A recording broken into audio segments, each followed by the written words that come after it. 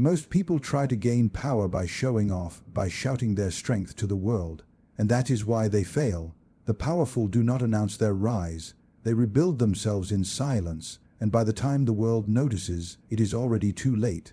Today, we uncover Machiavelli's secret guide, rebuilding yourself into someone unstoppable, quietly, strategically, and with undeniable force.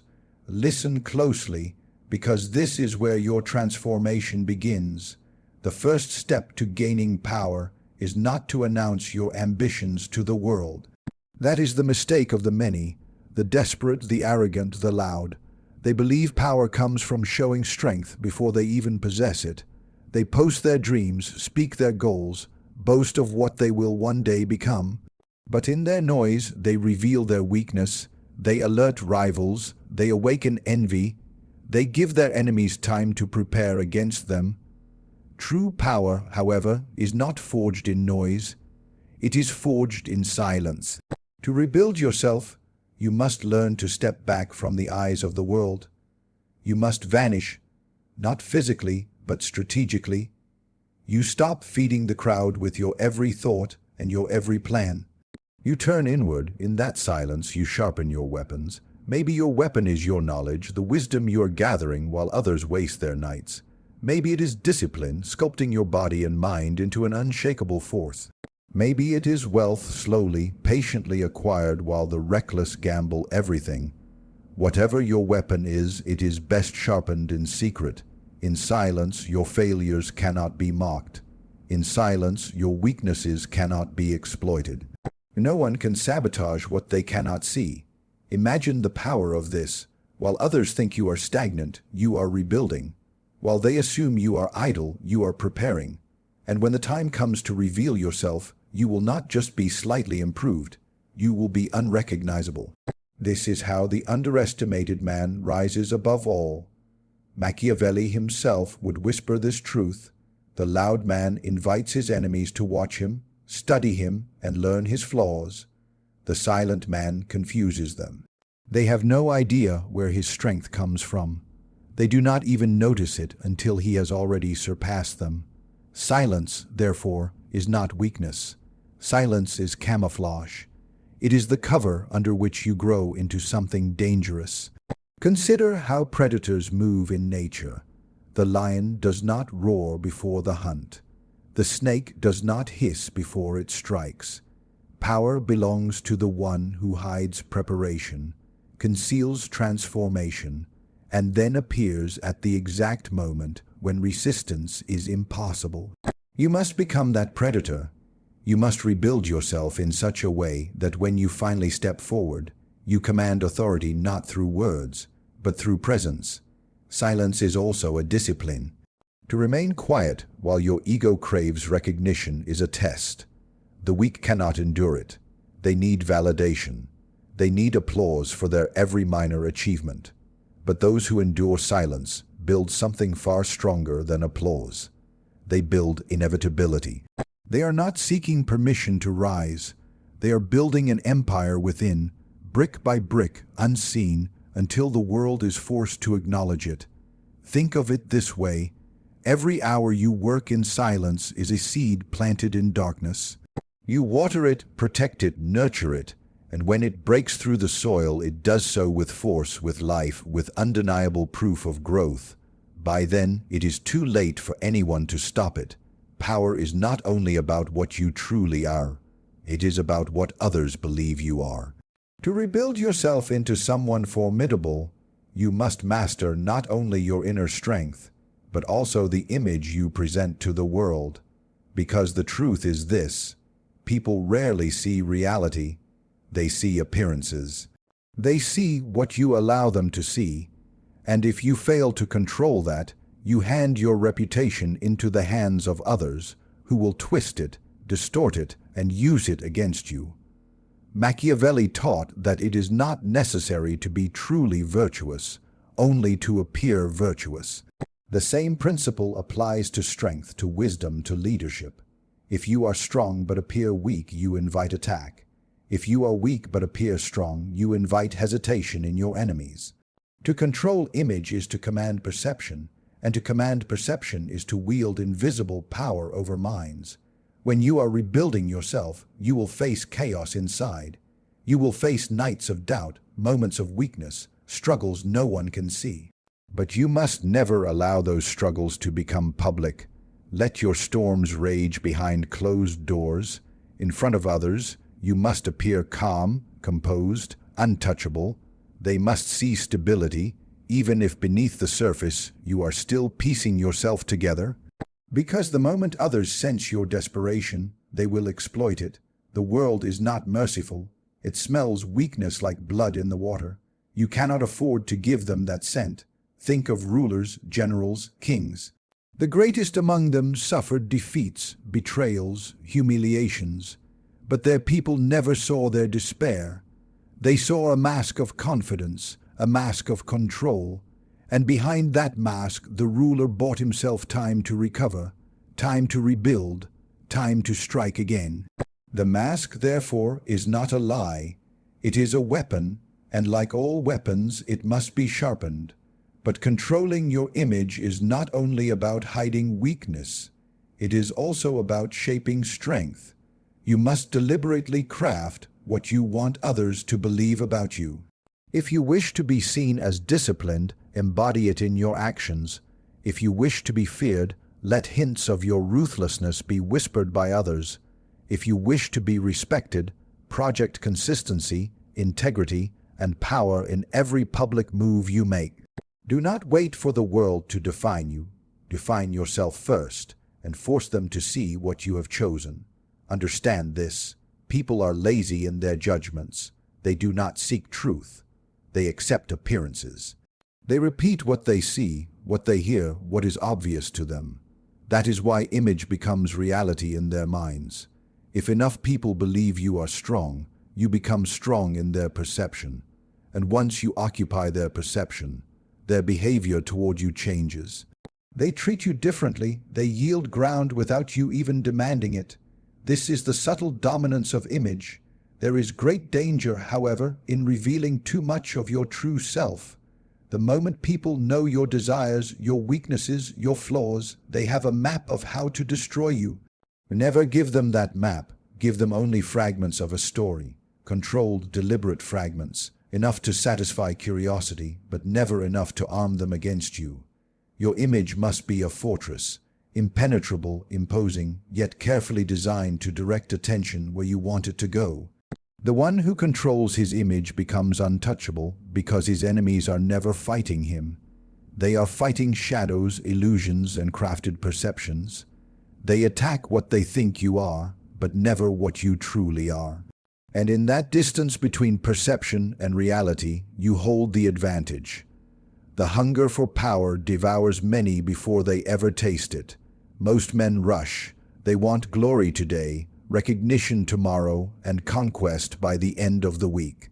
But power does not belong to the impatient.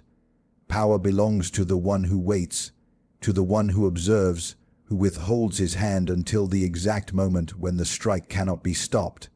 Strategic patience is the difference between the ruler and the ruined, between the predator and the prey. Think of the battlefield. A reckless general charges too soon, and his army collapses under the weight of his arrogance. But a patient general watches the movements of his enemy.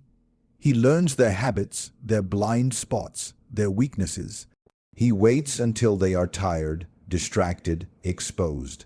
And then, with one single command, he crushes them in a decisive blow. That is the nature of power, not in constant attacks, but in the one strike that matters. In your own rebuilding, you must cultivate this patience. The world will tempt you to reveal your progress early. It will whisper to you, show them what you are becoming, prove yourself now. That is a trap. If you reveal your hand before it is ready, you give your rivals time to counter. If you act before your foundations are secure, you collapse under the weight of your own ambition. You must resist. You must wait. Strategic patience is not idleness. It is not weakness. It is preparation in disguise. While others believe you are still, you are gathering strength. While they burn themselves out chasing every opportunity, you are conserving your fire for the one that truly matters. And when it comes, you will have the full force of your preparation behind you, while they are exhausted and scattered. Machiavelli would say, "Fortune is a woman, and she favors the bold, but she only surrenders to the prepared." Patience allows you to be prepared in ways others cannot imagine. The impulsive man takes the first opportunity he sees. The patient man waits for the perfect one, and when he moves, he does not fail.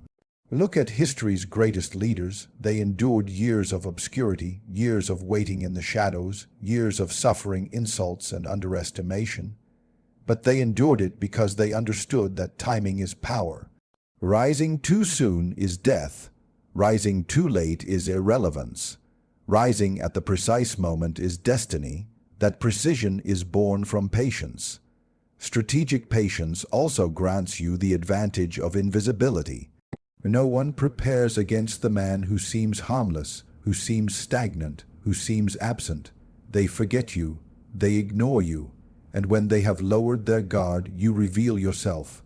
Imagine the terror of your rivals when someone they dismissed suddenly emerges as a force too powerful to stop. That moment is only possible if you resisted the temptation to reveal yourself too early. Patience is also a weapon against your own emotions. Anger demands immediate revenge. Fear demands immediate safety. Pride demands immediate recognition. But the one who rules himself, who silences these voices, who forces his desires to wait, becomes unshakable. Others are slaves to their impulses. You, however, become their master, because you do not move until the time is right. This is why strategic patience is not merely about waiting. It is about preparing while you wait. Every day in silence, you build. Every day in silence, you sharpen. And when opportunity finally knocks, you do not hesitate, you do not question. You strike with everything you have, leaving nothing behind. Power is never gained alone. Even the strongest ruler, the sharpest mind, the fiercest warrior must rely on others to secure his rise. But here lies the danger. Dependence makes you vulnerable. To navigate this, you must master the art of calculated influence, bending others to your will without them realizing it, moving them as pieces on a chessboard while they believe they move freely. Influence is subtler than force, yet far more enduring, because while force creates resistance, influence creates obedience disguised as choice. To rebuild yourself into someone powerful, you must first understand the nature of people. They are guided by desire, by fear, by vanity, and by comfort, rarely by reason. If you want to command them, you do not confront these instincts. You guide them. You whisper to their desires. You reinforce their fears. You flatter their vanity. You ease their comfort. And as they follow these impulses, they unknowingly follow you. Influence is not about domination. It is about quiet direction. Calculated influence requires restraint. If you show people your control, they resist it. No one wishes to feel enslaved, but if you allow them to believe their choices are their own, if you mask your hand while guiding theirs, they will not only obey you, they will defend you. They will think they act in their own interest, never realizing they serve yours. This is the elegance of influence. Invisible strings, invisible control. Machiavelli understood that rulers survive not by commanding loyalty, but by manufacturing dependence. When people depend on you, they cannot betray you, even if they wish to. When their success, their stability, or their pride rests on your presence, they are bound to you more securely than chains could ever bind. This is why you must become necessary to others, indispensable to their progress, essential to their comfort. Once you are embedded in their lives, they will not cut you out, because in doing so they would cut themselves. But calculated influence also requires patience in its construction. You cannot demand dependence. You must create it over time. Give people victories that they attribute to themselves, though they are born from your design. Offer them solutions, but let them believe they discovered them. Place them in positions of strength, but make sure that strength quietly flows from you.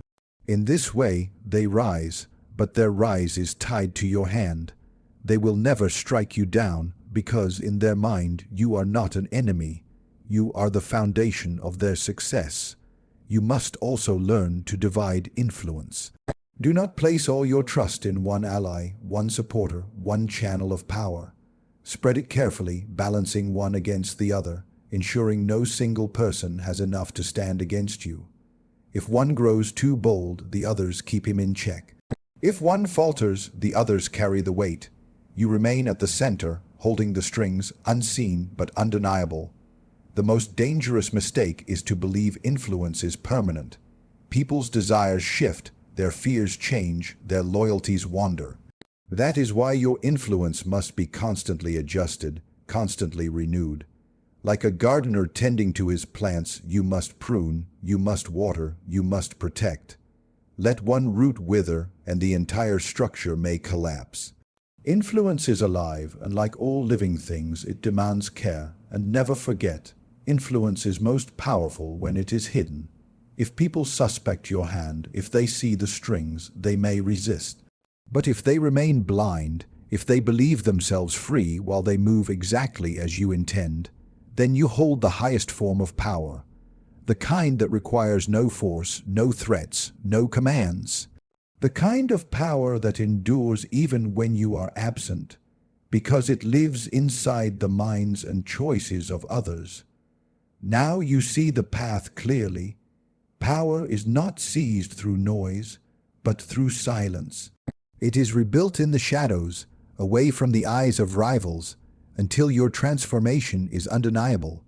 It is preserved by the control of your image, for perception rules men more than truth ever will. It is secured by strategic patience, by waiting until the moment when hesitation is impossible and your strike is final. And it is expanded through calculated influence, binding others to you without them ever realizing the chains they wear. This is Machiavelli's secret guide, not a call to boast, not a call to beg for recognition, but a call to rebuild yourself as a force no one sees until it is too late to resist. The world belongs to those who rise without warning, who master themselves before they master others, who command perception, time, and influence with ruthless precision.